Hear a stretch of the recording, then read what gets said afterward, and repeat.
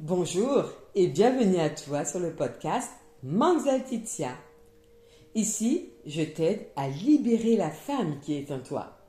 Si tu veux en savoir plus sur moi, me découvrir, connaître mon actualité, ce que je propose, mes coachings, je t'invite à regarder tout dans la description, dans la bio.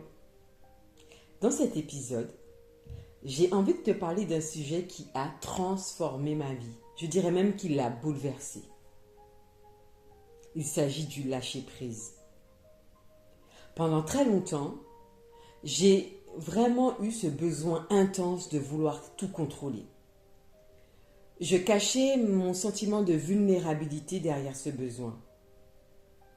Je faisais tout pour résister au présent et j'évitais toutes les situations qui me paraissaient désagréables.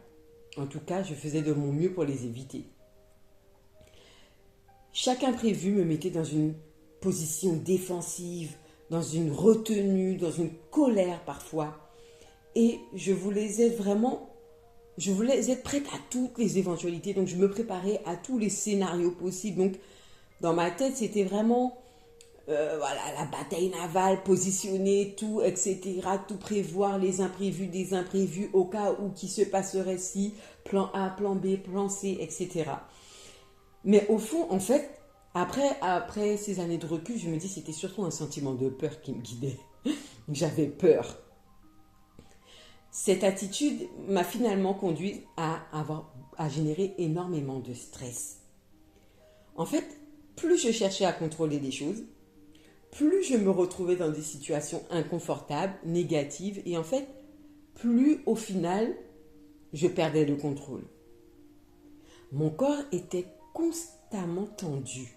Mes épaules étaient vraiment abaissées, contractées. Je vivais dans cet état d'alerte permanente. Je n'arrivais pas je ne savais même pas ce que c'était que le sentiment de paix. Et en fait, j'alimentais ce cercle vicieux en le faisant grandir. Et puis, lors de ma grossesse, j'ai assisté à la préparation à l'accouchement. Et en fait, ma sage-femme pratiquait la sophrologie. Non seulement la sophrologie m'a aidé le jour de mon accouchement, mais en plus de ça, ça a été l'élément déclencheur pour me permettre de lâcher prise. Je venais de prendre conscience de la rigidité de mon corps, de toutes ces tensions qui s'étaient accumulées durant toutes ces années. Et mon état de fatigue. Oh mon Dieu, qu'est-ce que j'étais fatiguée. Mais je me sentais épuisée. Et en fait, j'en ai eu assez. J'en ai eu assez de cet état de fatigue, de me sentir mal, de vivre dans une angoisse perpétuelle, et puis de toujours être en alerte, à chercher une solution, à préparer une éventuelle coup bas de qui, de quoi, on ne sait pas. Et en fait, la peur, elle était tellement présente que je n'avais pas conscience de tout ça. Et la sophrologie m'a aidé à y voir plus clair. C'est comme si mes yeux s'ouvraient sur quelque chose que, auparavant, je n'avais même pas conscience. Et c'est comme ça que petit à petit, j'ai commencé à pratiquer ce qu'on appelle le lâcher prise. Alors, pour rien vous cacher, la respiration consciente m'a beaucoup aidé.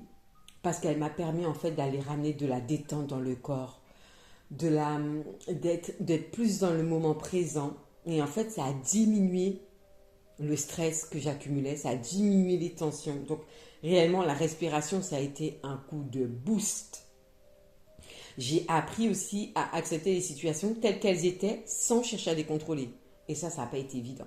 Ça n'a pas été évident parce que mon cerveau ne comprenait pas pourquoi je n'agissais pas, pourquoi j'étais là à ne rien faire. Donc, il y avait cette espèce de mais tu dois agir, et moi qui disais non, ça ira, tout va bien. Donc je détendais, je faisais la respiration. Donc il y a eu un moment donné où il y a eu un combat qui se passait à l'intérieur de moi parce que les mauvaises habitudes, on la dent dure comme on dit, mais j'étais déterminée à installer de nouvelles habitudes parce que je voyais en fait que les petits moments où je le faisais, il y avait des résultats, ils étaient juste waouh.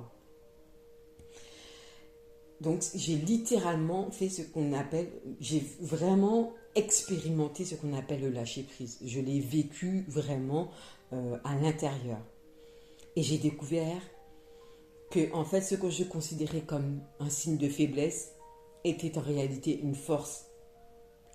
Oui, parce que en fait, si on regarde bien, accepter la vie comme elle est,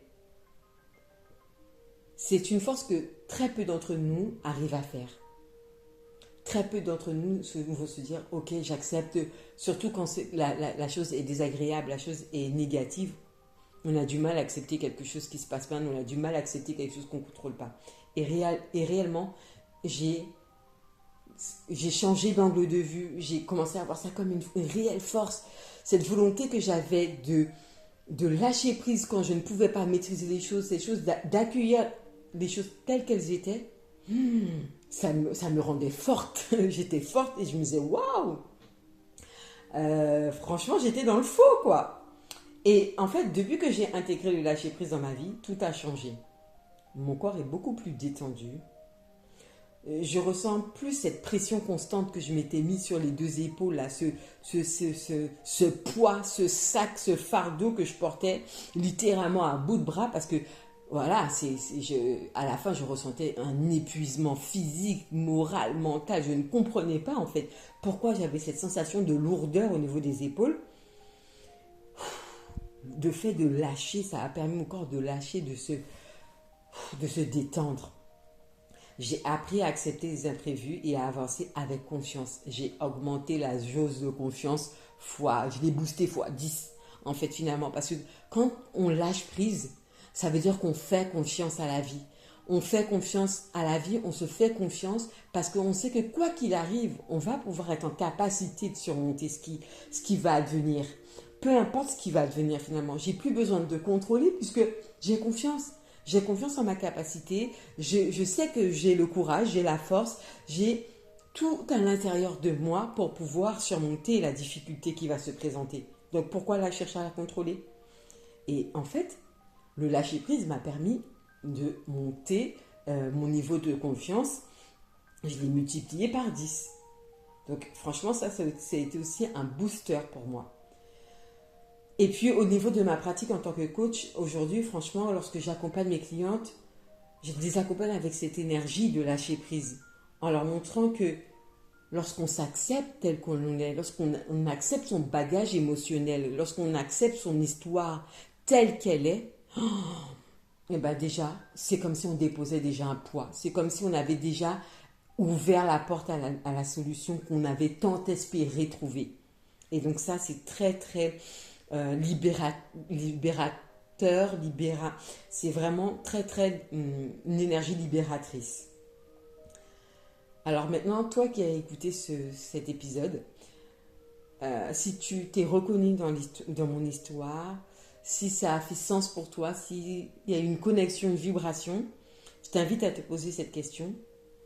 Qu'est-ce que tu es prête à lâcher dès aujourd'hui? Commence par de petites situations, de petites actions, des choses que tu ne peux pas contrôler et commence par les accepter pleinement. Le lâcher prise, en fait, ça ne se fait pas en un clic parce que quand on a besoin de contrôler, c'est qu'on a peur, c'est qu'on n'a pas confiance, c'est qu'on a besoin d'être sécurisé. Donc, il faut accepter ça aussi.